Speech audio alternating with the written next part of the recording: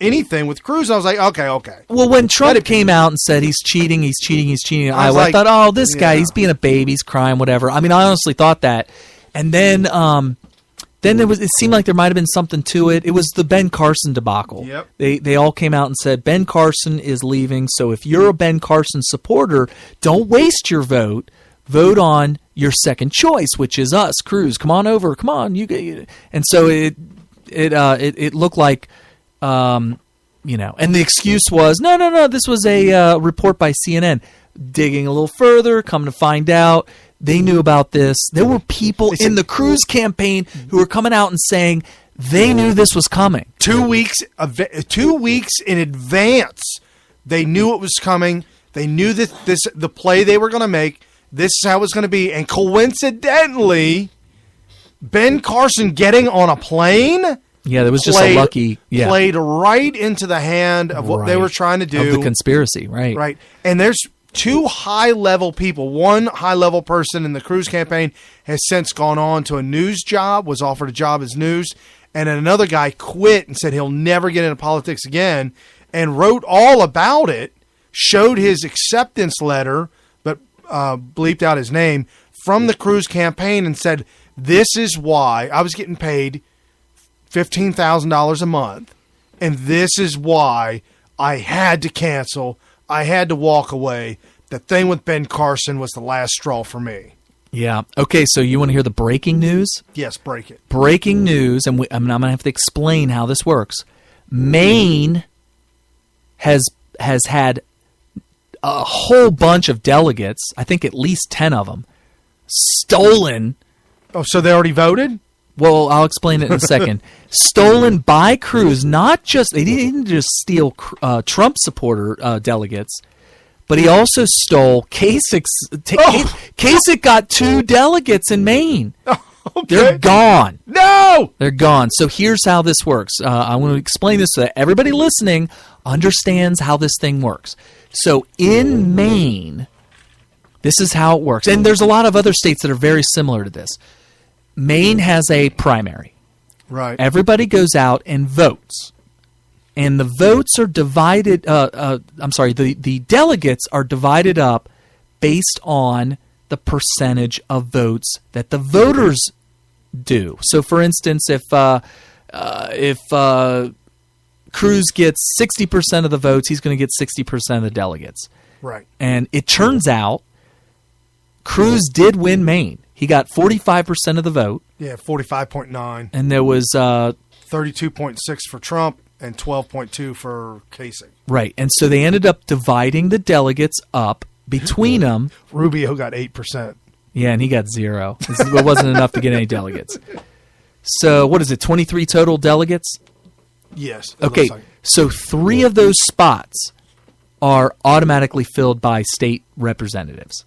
Right. So those can't change. Whatever they do with those 3 votes is whatever they're going to do, and the candidates have no chance to get any of those to come over. So that leaves 20 delegates that could be manipulated, if you will. Up for grabs. Now, here's how it works. When the primary happens, which is when the voters go to the booth and select who they want to be the nominee for the GOP, none of the delegates, none of the 20, there's 3 that are automatic. Right. The 20 are open. They have not been selected. There are no delegates yet.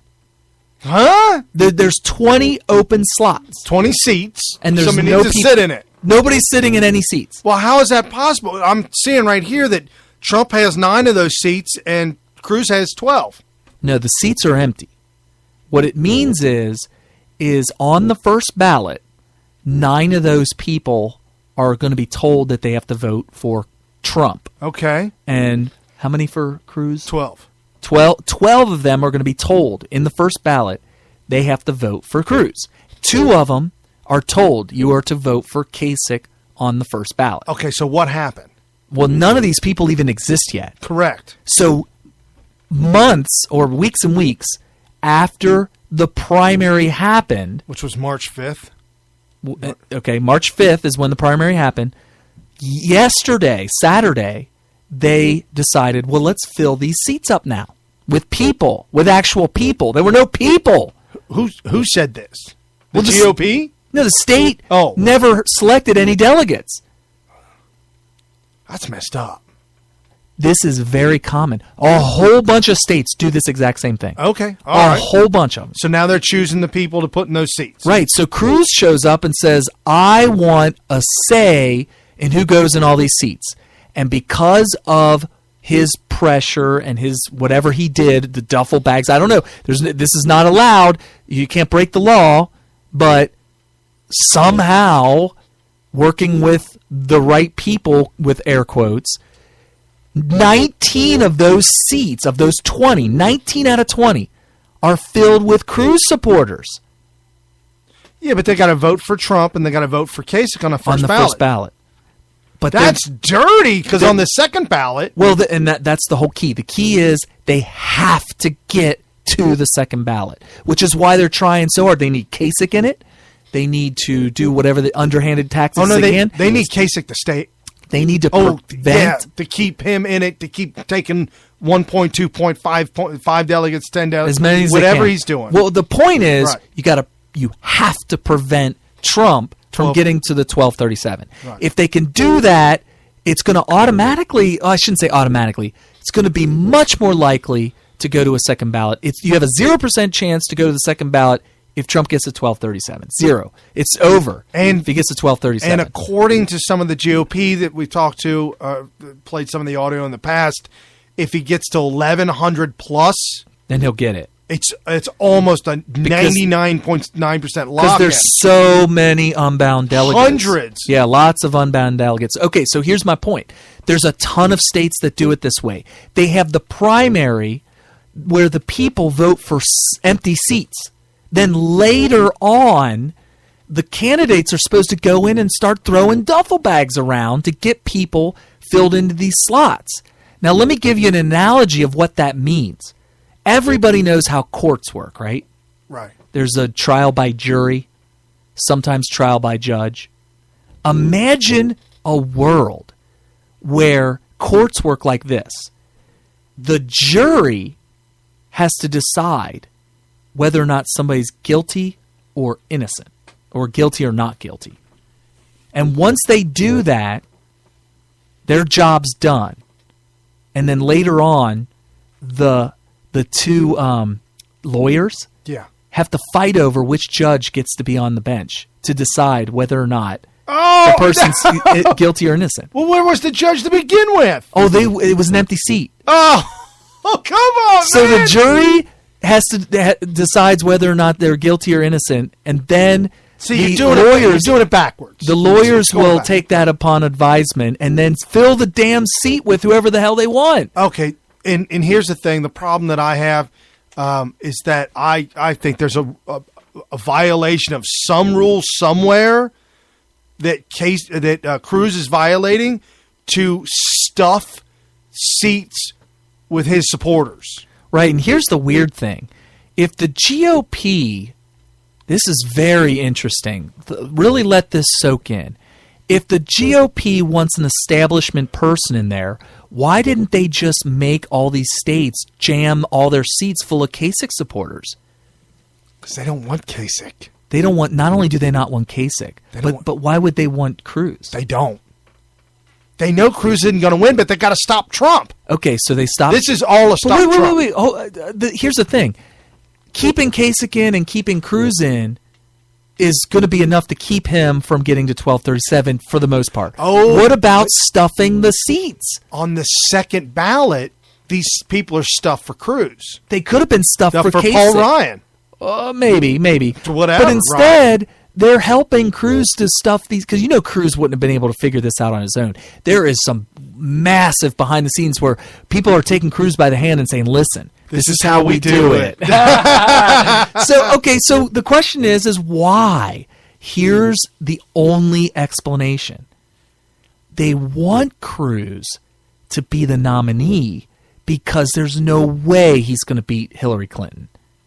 Oh, right. They want Hillary Clinton in there. Yes. Because neither Trump, neither Cruz are going to be any good for the GOP. No. Except for Rush. Rush has a theory that if Cruz wins the nomination, I'm sorry, no, it goes the same way. He said he wants to win the nomination and lose to Hillary so that the establishment from here going forward for at least a whole generation will be able to say, you see, you should have listened to us. You should have let us put a moderate in there. Oh! Yeah, that's Yes! the Rush theory. The I Rush could theory, see it. The Sure. Rush theory is that if the establishment can show that a far-right conservative will not beat the Conservative Democrat, values do not work. it failed. It failed. We cannot. So we could have won this. If we had let us do what we wanted. You should have listened to us. Told you so. And from here on going forward, listen to us. Not only are you going to listen to us, but we're going to keep the line in our pockets with money. Right.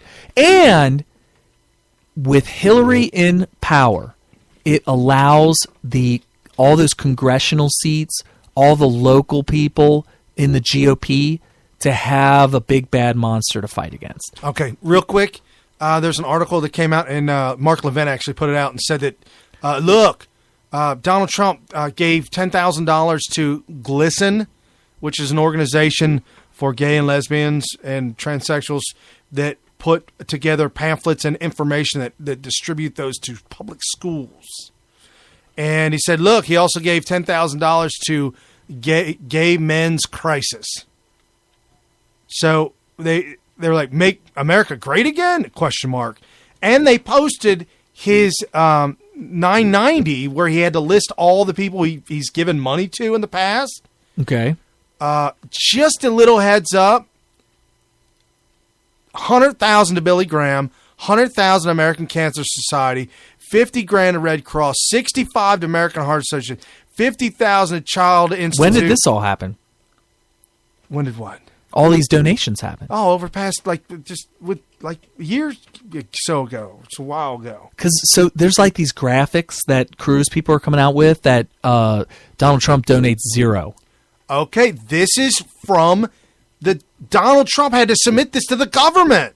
This is on the ballot. So the graphic that the Cruz people are putting out is a total lie. Yes. Oh, $100,000 Citizens United for research in epilepsy. 50,000 Columbia Grammar Prep School. 200 grand for Dana-Farber Cancer. 150 grand for some dude named Martin B. Greenberg. 100 grand for Jewish Museum Heritage. For a grand total, and he gave to the Boy Scouts, he gave to the Cub Scouts, he gave all these organizations for a grand total $1,712,089. So, I mean, is it safe to say $1.7 million? Is it safe to say when the Cruz supporters come out and say that he donates zero that they're just lying through their teeth? It's another lie. It's a lie. And to cherry pick and say he gave to Gay Men's Crisis and to say that that's a bad thing, and to cherry pick and say he gave to an organization called a.GLSEN, who also, the a.GLSEN group promotes pamphlet and information to teachers of public schools of what gay and lesbians are. Okay. Don't look so good. It ain't right in my mind, but really? Is that how you're going to get Trump not to win? You got to weigh your pros and cons. If what do you say, $20,000, but then you point out $200,000 to causes we like. That's 10 times as much. Well, hold on. Add up all the causes we like, which is $1 million. $1 million versus 20. Yeah, you got to put things in perspective. It is kind of, gay men's crisis or whatever. I mean, they're all in a crisis if you're gay. Go help. Well, and you're not going to erase gay people. It's just not going to happen. No, Hitler tried. If you killed every single gay person right now, in 5, 10, 15 years, you'd have the same amount of percentage. I mean, there's gay people in humanity. It just keeps coming back. Oh, the best 3 hours you'll ever spend right here on Smith Radio with us. Follow us all over the place because we're here for you. Facebook, well, when we're not on super secret probation. YouTube, Twitter. I mean, all of the above. Yeah. At Smith Radio at Twitter. Make sure you get us.